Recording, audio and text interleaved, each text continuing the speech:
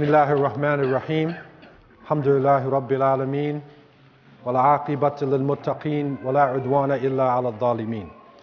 Wa ashhadu an la ilaha illallah wahdahu la sharika lahu wa ashhadu anna Muhammadan abduhu wa rasuluhu sallallahu alayhi wa ala alihi wa ashabihi wa man da'a bi da'watihi wa istanna bi sunnati ila yawmiddin wa sallam tasliman kathira.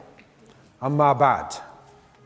All praises are due to Allah, Lord of the worlds, and surely there is no animosity except for the oppressor, and I bear witness that Allah is one and has no partners, and that Muhammad, the son of Abdullah, is his servant and his last messenger. And may Allah always and constantly send peace and blessings to Muhammad, to his family, to his companions, to all those who call to his way and establish his sunnah to the day of judgment. As to what follows, my beloved brothers and sisters, Assalamu alaikum wa rahmatullahi wa barakatuh. Alhamdulillah, it is a great pleasure to be here and to again be in a masjid in the Ottoman style, the Turkish style. Alhamdulillah, it takes me back to a journey that I had to Istanbul, where we had a number of people who came from Cape Town and we went into the Middle East. And in the journeys of my life, I remember there was 3 times when I stood in a state of awe, when I was dumbstruck by the size and the majesty of the building and the place where I was at. The first and the greatest experience that I've ever had, like many of you, is coming into Meccatul Mukarramah and then looking at the Kaaba for the first time. And when you look at it, it strikes you. It takes you back centuries to Ibrahim alayhi salam, and you feel something of this, the spiritual presence, you know, and the people making tawaf. There is nothing like looking at people who are making tawaf. And so that memory stayed with me and will always stay with me. Also going to the Prophet's Masjid al-Nabi ﷺ, and feeling the sakina, the peace as you enter into Medina. And I had the opportunity to go there to Medina around 1973. And this is when Medina was totally different than what it is now. And you get more of the original feeling of Medina. And the next time when I was struck by a presence, a physical presence of a location, was in Cairo, in Egypt, when I went to the pyramids. And when you stand near the pyramid of Giza and you see the size of this building, and you reflect upon the size of the structure and the knowledge that the people must have had to build this structure, it's something that you can't put it together. And studying the history of Egypt, I recognized the fact that this pyramid was not built by the Pharaoh that we know in the Quran itself.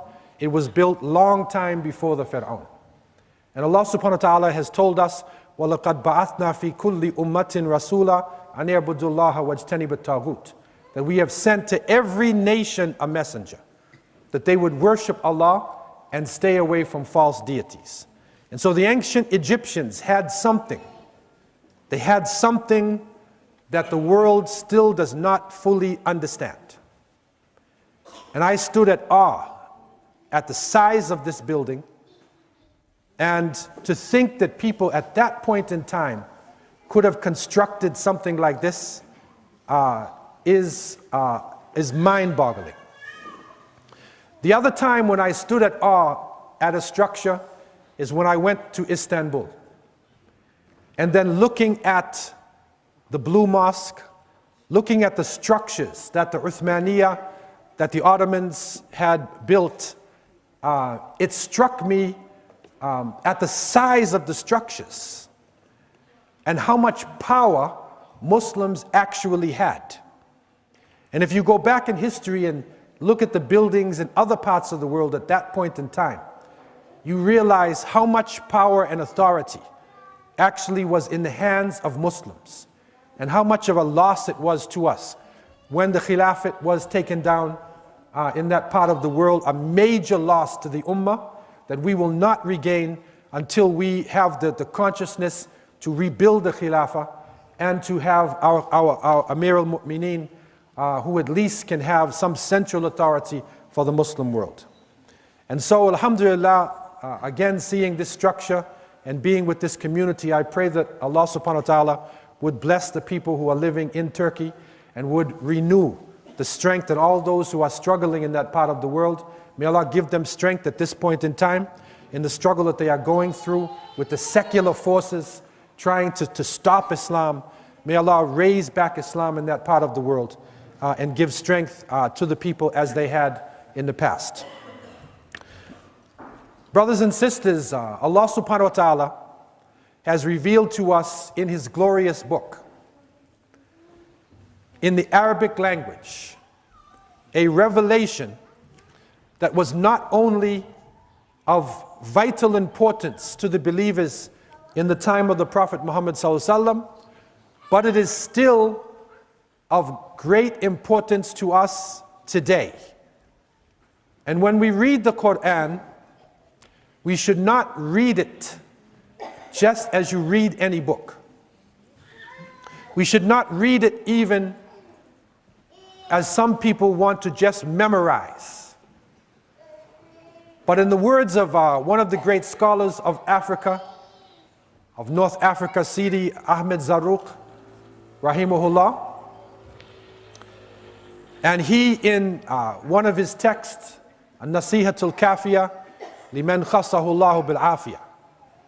In this text, he was speaking about sincerity to the Quran. How are you sincere to the Book of Allah? And he said there's three things: tahsin tilawatihi, wa tadabbur ayatihi, wa itba' awamirihi. Three things. First, tahsin tilawatihi, that we should beautify its recitation. And secondly, we should reflect on its verses. So it's not enough just to read the Quran with tajweed. And the Prophet ﷺ said the time would come when people would read this Quran with beautiful tones and it would not pass their throats. It would just be a beautiful sound. So tahsin tilawatihi wa tadabbur ayatihi wa itba' awamirihi, that we should follow its commands. So it is not enough just to read it and think about it, but those thoughts need to be interpreted into actions. We have to follow what Allah subhanahu wa ta'ala is telling us and look at this Quran as a guide and that which will give us knowledge not only of this time but of the future to come. And in this light, Allah Azza wa Jal has revealed in the oft-repeated verses, A'udhu billahi minash shaitanir rajim, Ya ayyuhalladhina amanu taqullaha haqqa tuqati, wa la tamutunna illa wa antum muslimun. O you who believe, fear Allah in the way He should be feared, and do not die except in a state of Islam. And so here Allah tells us that we should have the consciousness in this world, al-khawf wal-raja. We should fear Allah, hope in the mercy of Allah, surround ourselves with a wiqaya, a shield of taqwa, and we should try our best to leave this world in a state of Islam. And so the word is used, la tamutunna, and this is a confirmation, illa wa antum muslimun. Do not die except in a state of Islam. Istislam, that you have submitted to Allah. And so we're leaving the world and we should be in a state of Islam, salama. The Quran, speaking again about the hereafter, takes us now from the stage of death to the hereafter. And then Allah has revealed in Surah Ash-Shu'ara verse 89, يَوْمَ لَا يَنْفَعُ مَالٌ وَلَا بَنُونَ إِلَّا مَنْ أَتَى اللَّهُ بِقَلْبٍ سَلِيمٍ. That on that day, on the day of judgment, your wealth nor your children will be of no benefit to you. The only benefit a person will get is the one who comes to Allah with a sound heart. بِقَلْبٍ salim. And salim is also from salama. And so that state of istislam, the heart needs to be in the state of istislam. That we not only say that we're Muslims, but that we are in submission to Allah, enter into the barzakh zone of the next life as Muslims, and when we come to Allah Azza wa Jal, the only benefit we will get is to have a sound heart, that we are in this tranquil state, in submission and in peace. And so the heart is a crucial object. The heart is the essence. It is not just that lump of flesh. The heart, as you can see, coming to Allah subhanahu wa ta'ala, it's not just the lump of flesh pumping blood, but it is your conscience. It is that which connects to your soul, which is telling you to do what is right, which can be affected either way. It's something inside of us which energizes us and helps us to make decisions and gives us emotions in many of our affairs. And this heart, one of the key elements in the heart is haya.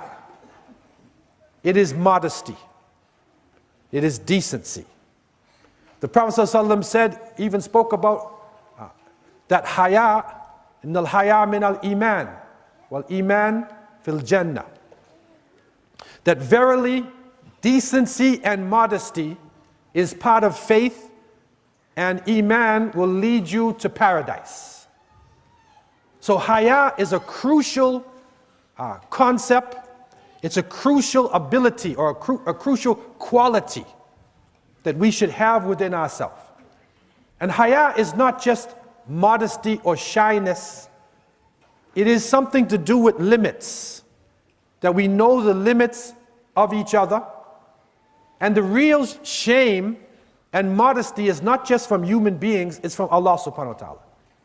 And so we are modest because of our relationship with Allah subhanahu wa ta'ala, not because we fear people. The Prophet ﷺ said, there were 3 people in Quraysh, 3 people. They were the best of people. When they spoke to you, they would tell you the truth. And when you spoke to them, they would not accuse you of lying. They would not suspect you. They believe what you say. In other words, they're innocent. You're innocent until proven guilty. They accept what you say. There's 3 people. Abu Bakr as-Siddiq, Uthman ibn Affan, and Abu Ubaidah ibn al-Jarrah, radiallahu anhu. 3 people. And of these 3, Abu Ubaidah stands on the highest stage. And he is described as he was kathir al-haya. He was modest and shamed to the point where he wouldn't even look you in the face. But this modesty that he had is not weakness. He was just a shy person with believers. He is innocent person with you. But it is reported that when the enemies of Allah subhanahu wa ta'ala came, Abu Ubaidah, they describe him as the sharp part of the sword. He turned into a lion, Asad. He was humble and modest with believers. But when the enemies of Allah came, when danger came, he became a lion. He was the first in the line. No fear in his heart. And so this is the description of a believer. This is the modesty we're talking about. This is the haya. It is a modesty with Allah subhanahu wa ta'ala. It is a modesty that is so important to us, especially today, in the time period when the enemies of Allah subhanahu wa ta'ala have now developed the ability to enter into our homes with the television and with cell phones, internet, and they can teach our children. You might be at work, you're outside, and this machine is teaching your children how to lie, or teaching your children filthy habits, how to swear, racism, to make them ashamed of being Muslim. And one of the most dangerous parts is it is taking away sensitivities. Taking away sensitivities. That if you are watching a program, if the child is watching a program, and then that person sees on the program, he sees a man or a group of men raping a woman. This is a horrific act that most human beings will never see. If you live your life naturally in the world, you will never see anything like this. There are some times when he rapes the woman and he kills her. And the child is watching that. How many people will see this in their life? How many times will you see murder going on?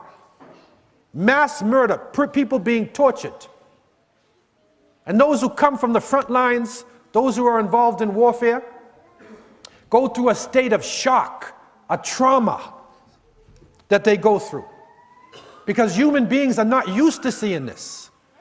We're not used to seeing things like this. We're not made to see this. And it is said that when the American forces were landing on the shores, they always talk about World War II, and they're coming on the shores in Iwo Jima, and these countries, they're raising the flag and they're coming on the shores. The psychologists revealed that when they hit the shores, about 60% of the soldiers froze. They couldn't move. 60% of them. They were in total fear because they knew that they would probably die. And the only time they started moving is when somebody shot them, or someone else got shot and they had to run now, and they have to react because somebody's trying to kill them, and a human being has a natural ability to survive. So in order to survive, you will run and you will struggle because you have to survive. But it is not within a human being to kill or to just throw yourself to suicide. That is not in a normal human being state of mind. Similarly, it is not within a human being state of mind to be involved in adultery and fornication, and especially to see things like rape and murder. What it does, it takes away your haya. And the Prophet ﷺ said, إِذَا لَمْ تَسْتَحِ فَاصْنَعْ مَا شِئْتَ. If you don't have haya, then do what you want to do. If you don't have hudud, you don't have limits, you are capable of doing anything. You can do anything. And so this haya is a crucial thing. And the punishments, the things that are happening on this earth today, they talk about the environmental struggle. They talk about, and they say it's overpopulation. But Allah subhanahu wa ta'ala revealed to us over 1400 years ago, we already knew what was going to happen to the environment when in Surah Al-Rum verse 41, Allah reveals, أعوذ بالله من الشيطان الرجيم ظهر الفساد في البر والبحر بما كسبت أيدي الناس ليذيقهم بعض الذي عملوا لعلهم يرجعون. Corruption has appeared on the land and the sea because of what people's hands have done. And we will make them taste something of what they have earned in order that they would return to the path. And so fasad, it is here. It's environmental corruption, pollution, deforestation. In some countries, in Canada, we even have what is called acid rain. And that is where the rain, because it's so polluted, the clouds, when the rain comes down, it's filled with poison. And so it actually poisons you instead of giving you benefit. And so the actions of people are what is bringing on what we see in the environment. And the Prophet ﷺ said in authentic hadith, إِذَا ظَهَرَ الزِّنَا وَالرِّبَى فِي قَرْيَةٍ فَقَدْ أَحَلُّوا بِأَنفُسِهِمْ عَذَابَ اللَّهِ. That if adultery and fornication and interest and usury come amongst the people, then they have brought the punishment of Allah onto themselves. They have brought it onto themselves. And Sadaqa Allahu al-Azim, Sadaqa Rasulullah alayhi salatu wasalam, it has come to pass, and our younger generation is in a serious situation.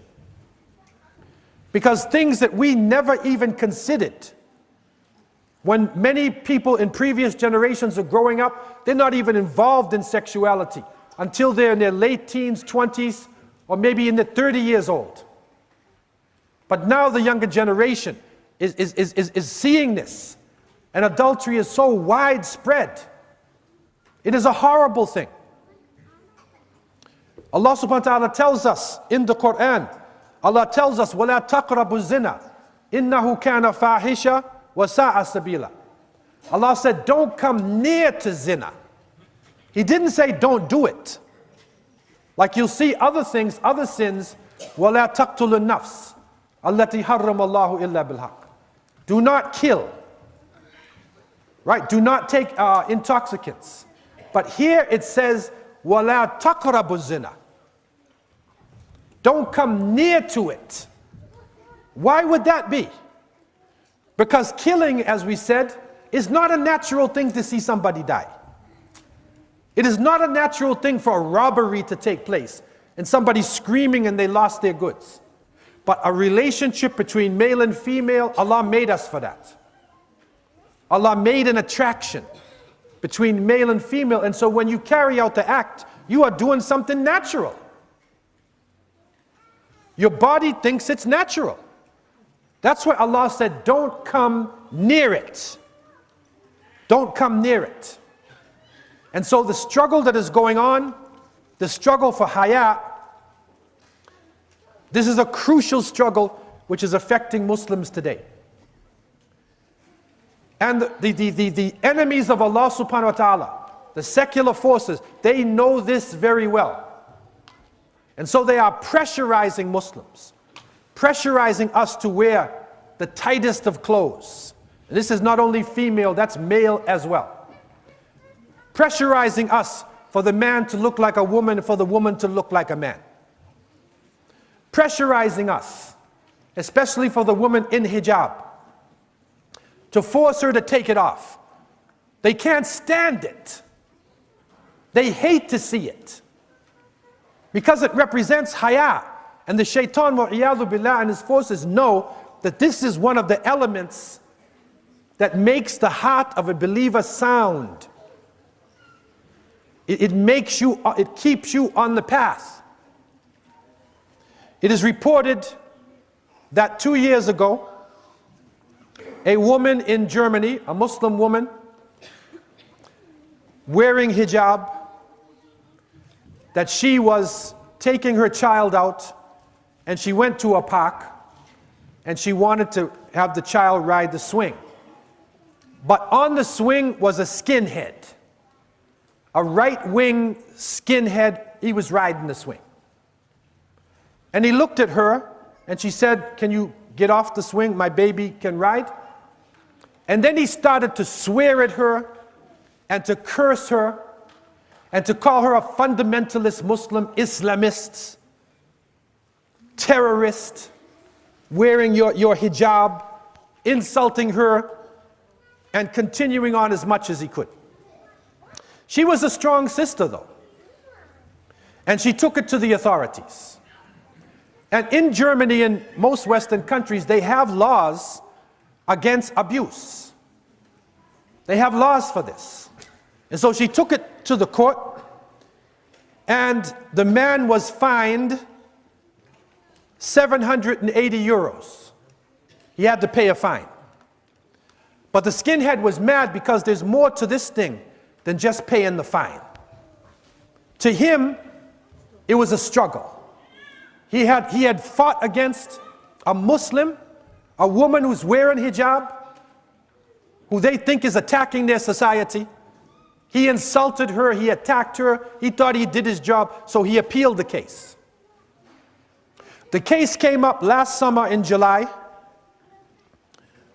and the sister Marwa Sherbini, who was an Egyptian woman, she and her husband were in the courtroom, and when she went to make her testimony, and she had her child with her, and she was pregnant.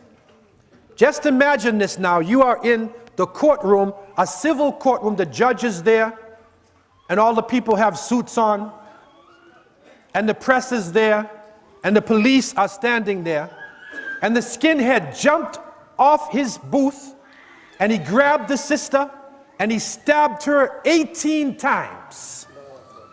18 times, man. Not once, 18 times.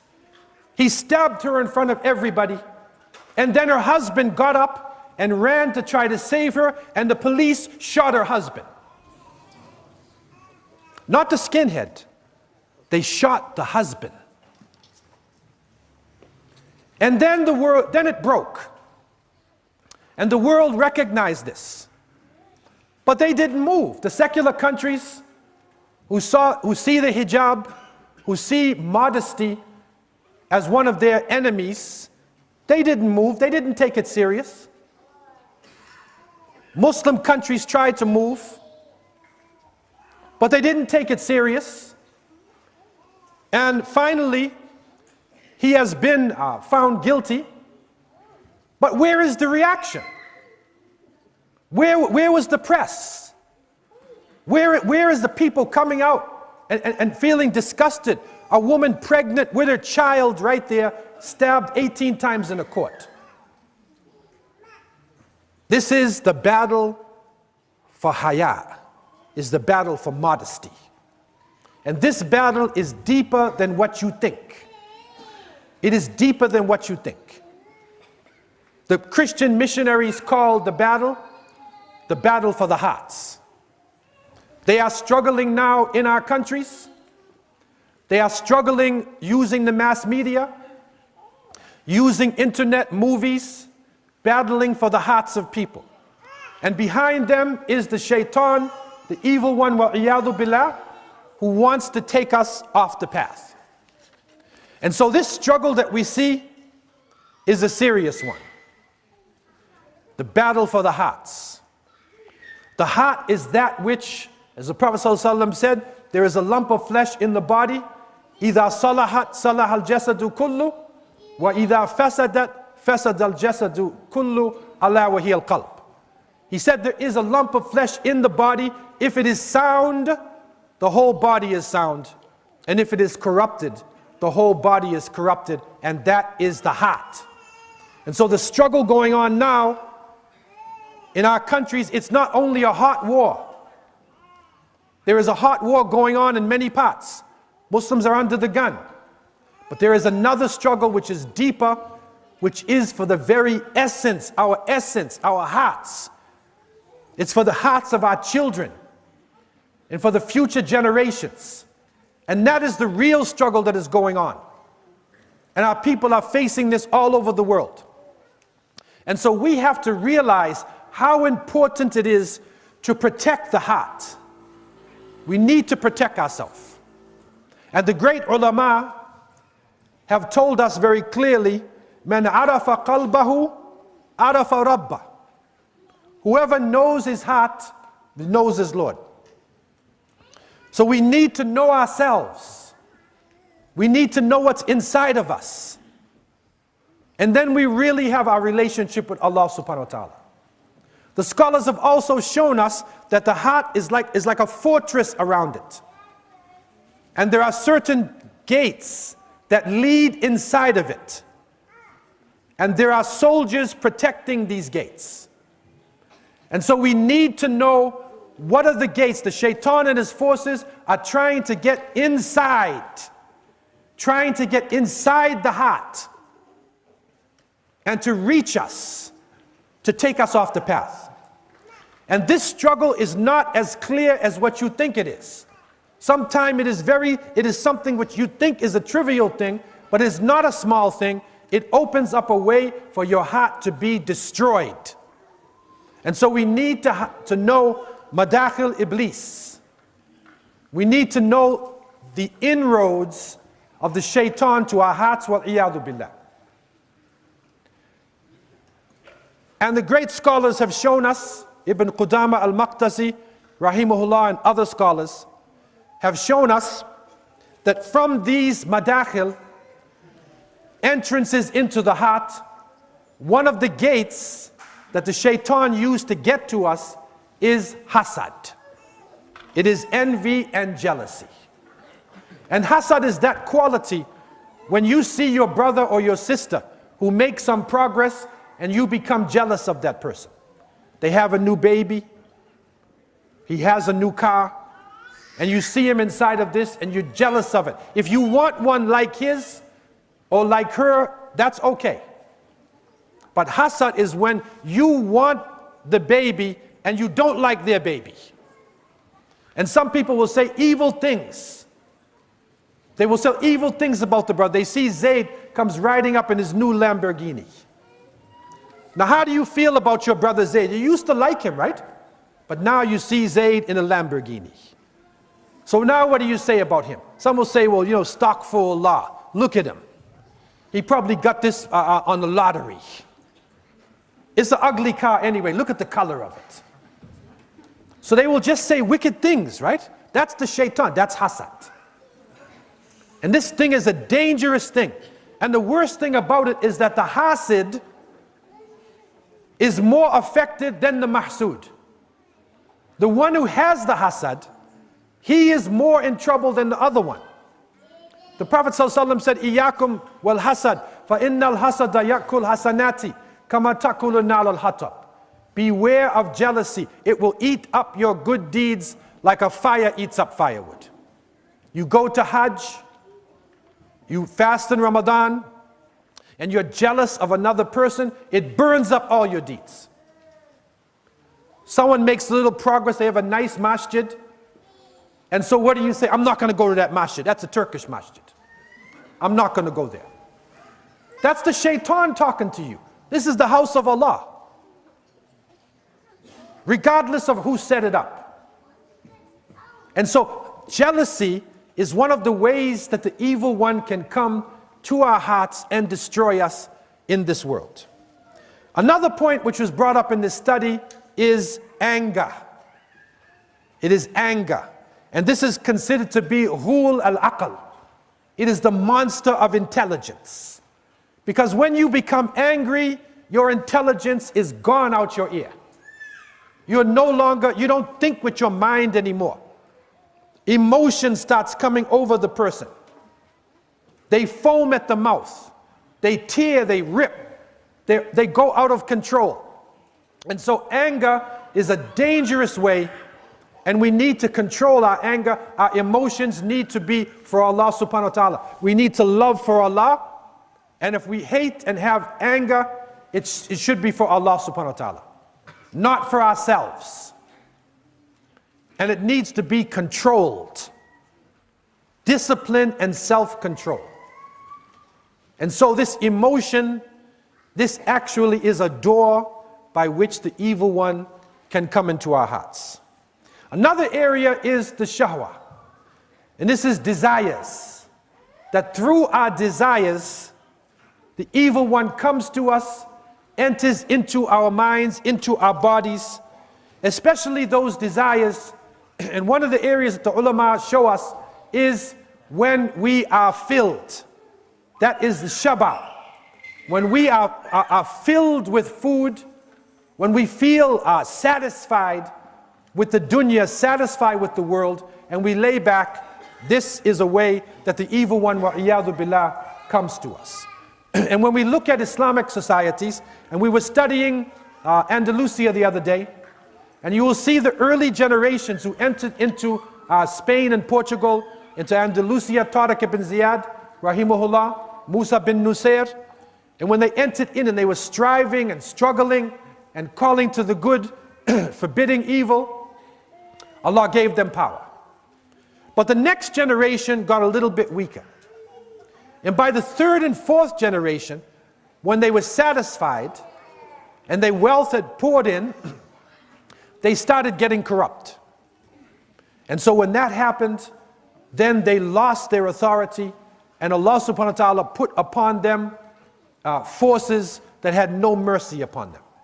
And it was not until the Murabitun came out of North Africa and revived Islam in Al-Andalus that it came back to its heights. And so being satisfied, filling ourselves up, this is a dangerous quality and a door by which the evil one, wa'iyadu billah, can come into us. Another interesting point that the scholars make is that one of the entrances of the evil one into the hearts is the love of fancy clothes. To have fancy clothes, a fancy house, right? When you love these things and you build these things inside of this world, and you love it so much, then you start to forget Allah subhanahu wa ta'ala.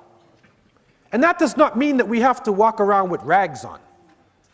But we have to be moderate. We have moderation in how we dress and how we act. When we cover ourselves with gold and silver and with jewels and show off with our clothing, then we have entered a dangerous area where the evil one can come to us. Remember how important it is. Remember, never forget that Allah says, when He speaks about the Day of Judgment, يَوْمَ لَا يَنْفَعُ مَالٌ وَلَا بَنُونَ إِلَّا مَنْ أَتَى اللَّهَ بِقَلْبٍ سَلِيمٍ. That on the Day of Judgment, your wealth, your money will be of no benefit unless your heart is sound. So you have to protect your heart. Another one of the entrances into the heart is when you desire people, when you glorify people, and you make them like idols in front of your eyes, and then you desire to be like them. And you glorify and glorify and glorify individuals. And this is one of the ways that the shaitan, wa'iyadu billah, comes into our hearts. And it's so strange when you come into different countries, and our countries have fallen into this too. When you come into the countries and you see in every door or every shop a picture of the president. Everybody has a picture. And they glorify the individual. In some countries, the people hardly ever see the head of state. He is so protected and supposed to be so high. In ancient times, the head of state, you could not even see him doing anything but sitting there. You can't see him like a human being who gets weak and has a stomach ache and has problems. Because they want you to glorify that person in the place of Allah subhanahu wa ta'ala. When you look at the leaders, when they came into Medina and they looked for Amir al-Mu'mineen, Umar ibn al-Khattab radiallahu anh, who was the most powerful man in the world at that time, and they said, "Where is Umar?" And they said, "Look over there under that tree, and he's sleeping there with his turban on a rock. He's sleeping. No bodyguards." Okay, and they go over and they call, "That's Umar, that's Amir al-Mu'mineen." Because he was not afraid of anybody. He was not afraid of his people. Today, if our leader comes, 3 days the soldiers are standing on the street. And they kick you out the way because the leader, he's just going to pass by in the car.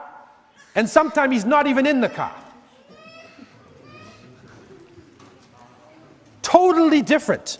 Because that glorification leads to the position of the Fir'aun, of the Taghut, of those who are worshipped in the place of Allah subhanahu wa ta'ala. Another important issue that comes up in this struggle for the heart is al-ajala. It is haste. And the Prophet, peace be upon him, said, "Al-ajala min ash-shaytan." That haste is from the devil. That's clear. We do things in a rush. and we find ajala in our relationship. One of the most dangerous things that can happen is when a man, especially, he's angry at his wife and he said, talaq, talaq, talaq, talaq. And talaq comes out of his mouth like water. And after he says this, then he regrets it. He's sorry then. And he shops around for a fatwa. He wants a mufti who will tell him he can go back into his marriage. But he divorced his wife over and over and over and over again. Because he's hasty. He does things too hasty. And when we're getting into the marriages, we need to take time and to look at kafa'a, look at the wealth of the person, at their genealogy, their beauty, and especially their deen. And you judge these aspects. And the Prophet ﷺ said, if you choose the deen, you will be successful. Put that over all things. Take your time and make a right choice. And so decisions, making decisions, that's where shura comes in. وَأَمْرُهُمْ شُورَى بَيْنَهُمْ. That we should have mutual consultation in everything that we do. Not only in our personal life, but in our family life, in our masjids, our community. We need to sit together and to make decisions together. The leadership needs to listen to the people in the jama'ah.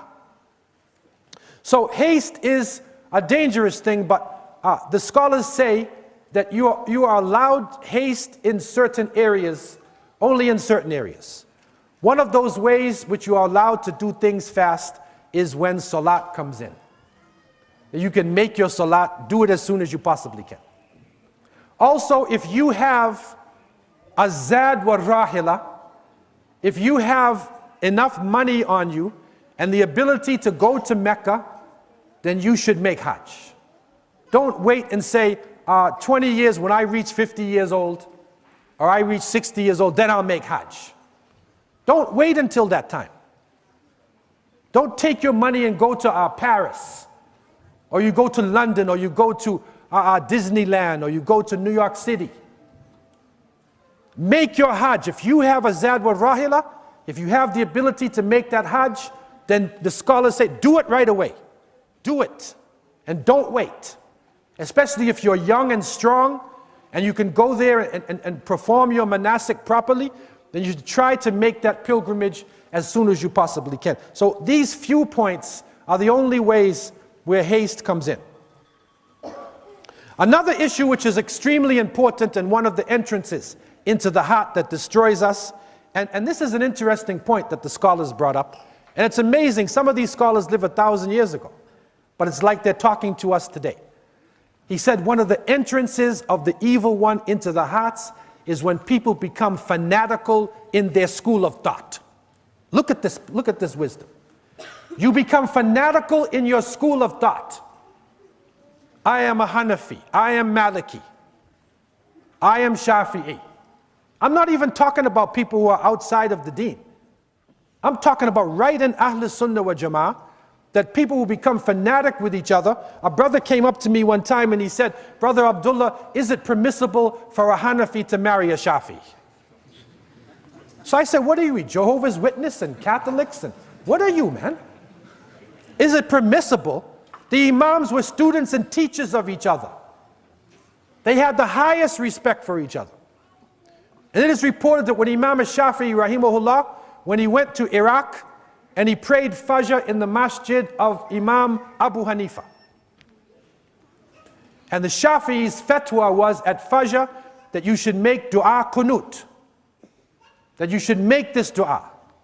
And the Shafi'is will make dua qunut constantly in Fajr. And so they asked the Imam to lead Salat. And when he led the Salat, he did not make dua qunut.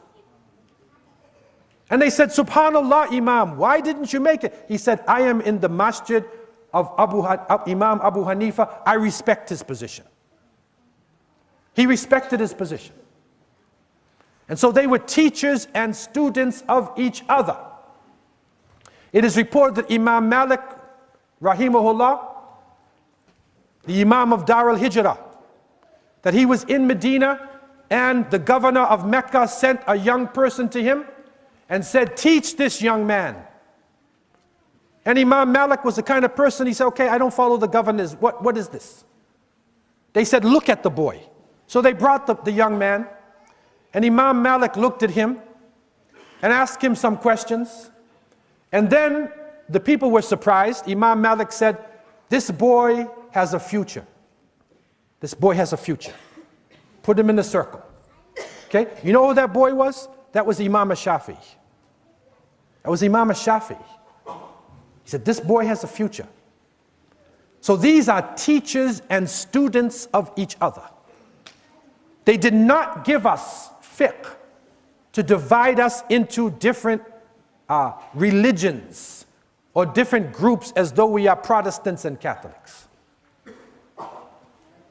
And so the great scholars, Ibn Qudama and other great scholars, they said one of the ways the shaitan can come to us is fanaticism in the school of thought. I will take it a step further, even in Islamic movement. Because some people will not deal with another Muslim because he is not in his movement. He's not part of his Jamaat, so I don't want to deal with him. But where did you get this from? As we discussed the other night, when you look at the companions of the Prophet ﷺ, you will see people doing different things. You will see some people who are involved in reading the Quran. You will see other people who are involved in giving da'wah. Musab ibn Umair, Mu'adh ibn Jabal. You'll see them, they're du'at. You will see other people who are involved in jihad and struggle. You will see people doing all types of things, but at the end of the day, they are shoulder to shoulder. They do not have a special jamaat for da'wah, and a special jamaat for aqidah, and a special jamaat for jihad, and a special jamaat for Islamic education. No, these are all aspects of a community. Yes, we need a khalifa. Some people cry, well, brother, we can't have nothing until we have a khalifa. Who in his right mind would not think that we need a khalifa? But how do we get a khalifa? Do we deserve a khalifa right now? If a khalifa came today, if a person said, I am the khalifa, I feel sorry for him, man. They will say, you speak Arabic? Or someone says, do you speak Urdu? Let us say, are you Turkish? Do you speak Swahili? We would kill him before anybody else. So until we deserve a leader. The leader does not come out of space like an alien coming down and flying down on earth and suddenly he's your leader. The leader comes out of you. The leader comes out of the teachers and madrasa that we have. You look at the great leaders, it is said that the Sultan Muhammad al-Fatih, it is said his teacher said to him, you will open Constantinople. He was taught this lesson from when he was young. This is your mission. You will open up Constantinople. It is also said Sultan Salahuddin, rahimahullah, he was a student underneath Nuruddin Zengi. He got his lessons from Nuruddin Zengi, and his teachers gave him the guidance.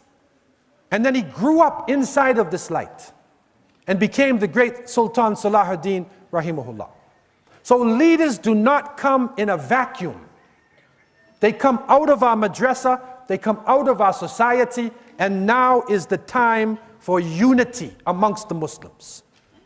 We need to look at each other and stop looking at another person and base his color, or look at him and judge him because of his language or because of his tribe. We need to look at each other and judge another person. It's taqwa. The Prophet ﷺ said it's the consciousness of Allah which separates us. It is not any of these physical things. These physical things are here now and it goes away. When I die, when you die, we go down under the ground and the body is no longer there. The only thing left in me is my soul. So the real me is a ruh. It is my soul. The real you is your soul. So we are a group of souls, arwah, who are here today with each other. And when we go into the barzakh, there is no Arabic soul. There's no Ajami soul. There's no European soul, no African soul. There's no female soul or male soul. We are arwah. Allah put us in this form that we would know one another, not despise one another. It's a test. Whatever form He put you in, that's your test. And you have to live with this. And so, it is the time of unity and not fanaticism one way or another. If the Imam saw somebody else amongst the ulama who had something different than them, or that they disagreed with, they would give advice to their brother. They would give advice. If the person disagreed, make dua. Make dua for that person. Don't scandalize that person, backbite, hate that person. Make dua for that person. Praise that Allah will help him if you think that you're right. That is the time that we are living in now. Another interesting point that comes in Madakhil Iblis, in the way that the shaitan comes to the hearts of individuals, and this is an interesting point that the scholars have brought up. They said when you force people to look for the sifat, the descriptions of Allah, if you spend your time looking for the descriptions of Allah and trying to figure out who is Allah, where is Allah, and then you're testing other people like this. You will go to a person and you say, where is Allah? Give me this descriptions of Allah. If that person answers right, you say, he's not a Muslim. Instead of teaching that person something that you know, you will test that person in order to bring that person down. This is one of the ways that the evil one, wal-iyadu billah, comes to the hearts of the believers. And when we try to figure out the qada and qadar, and we spend our time trying to figure it out, it weakens us. Because we will never figure out Allah subhanahu wa ta'ala, laysa kamithlihi shay. There is nothing similar to Allah. So why do we waste our time arguing over philosophy when there's children outside taking drugs? Our children are taking drugs. And there's drug dealers coming into our communities. And they're selling drugs to our children. And they will turn our girls and boys into prostitutes. I'm sorry for being so straightforward. But it's happening right now. And it's in our community. And they will increase the drugs in our community. They will increase the pornography in our community. Why? Because they want to take haya out of our hearts. And they want to make us do those things that they know will take us off the path. The final point of the many points in dealing Madakhil Iblis that we need to watch out for, and that is Su'a Dhann al-Muslimin. And that is when you have suspicion, you suspect other Muslims. You suspect people. You think bad thoughts about individuals before you even go to them. Su'a Dhann. And that is an important thing. That will destroy the heart of the individual. And so we need to protect ourselves from the inside. Protect ourselves. Because Allah clearly told us, Inna Allah la yughayyiru ma biqawmin hatta yughayyiru ma bi anfusihim. Allah will not change the condition of a people until they change that which is in themselves. No change. We start making a move on ourselves. Forgive each other. Forgive the brother. Forgive the sister. Unify with other masajid. Pray with other people who are making a salat in another imam. Enjoy the benefits of all of the scholars of Islam. Learn to love each other and to love the broadness of the sunnah. The Prophet ﷺ had this type of wisdom. This is what we need today. We will get an argument over a point. In the other day when we were in the University of Melbourne, and the brothers were upstairs and then they made salat. Some of them followed the Jamaat and some of them made their own prayers. And they started fighting each other. They said, I'm right. One said, no, I mean, you can't follow them. You can't see them. The other one said, well, no, you can't see them in Mecca either. You're on the 3rd floor, you know, whatever. What's your problem, man? So one made it and the other made it, and they both, you know what it reminded me of? It reminded me of the time of Banu Qurayza. That the Prophet ﷺ, after the Battle of the Trench, the angels came to him and said, you know, the angels have not taken off their armor yet. Go to Banu Qurayza. This is the place of the Yahud who had made treachery against the Muslims and opened up that part of Medina. And so the Prophet ﷺ said, do not pray except in Banu Qurayza. La yusalliyanna ahadukum al-asa illa fi Bani Qurayza.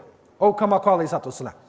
None of you should make Asa Salat until you reach Banu Qurayza. Some of the Sahaba said no. The Prophet said this, but Allah subhanahu wa ta'ala said we should pray Asa on time. So I'm making Salat. Because Allah is above the Prophet. That's his decision. The other people said no, Rasulullah sallallahu alaihi wasallam said this. So we're going to hold Asa and reach Banu Qurayza. And they start fighting each other. I am right, like my fatwa is right. They didn't say my school of thought. They didn't have imams then, right? But then they said, no, my opinion is this. He said, no, my opinion is that. And so when they reached the Prophet ﷺ and they said, which one is right? You know what his answer was? Both of you are correct. You are both correct. You made your decision based on submission to Allah. You made your decision following the sunnah of the Prophet ﷺ. You are both correct. And we say to our brothers in consultation with the imams and leadership here, whether you're upstairs in the University of Melbourne or pray by yourself, you're both correct. We don't have to fight each other over small things like this. This is how the shaitan, the evil one, comes to us and brings disunity in the ranks of the believers. So I leave you with these thoughts, and I ask Allah subhanahu wa ta'ala to have mercy on me and you. And I pray that Allah would bless this masjid and bring back the glory of the great Uthmaniyya of the Ottoman Empire. May Allah bring it back to the Muslim Ummah and unite the ranks of the believers everywhere we are in this planet. أقول قولي هذا وأستغفر الله لي ولكم والسلام عليكم ورحمة الله وبركاته.